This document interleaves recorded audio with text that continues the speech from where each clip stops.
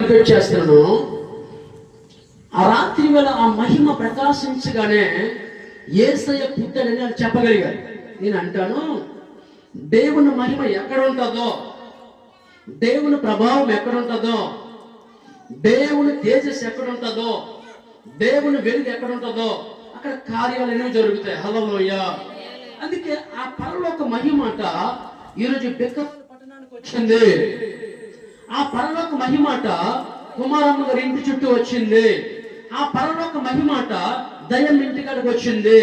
ఆ పరలోక మహిమాట అన్నవరమ్మ ఇంటి గారికి వచ్చింది.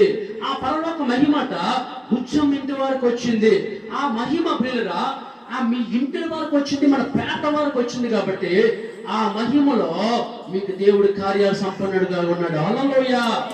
అందుకే లోకంలో ప్రియులరా ఏమి పొందినా పొందకపోయినా, ఏమి అనుభవించకపోయినా, ఏమి తీసుకున్నా తీసుకోపోయినా దేవుని మహిమను నువ్వు తీసుకోవాలి.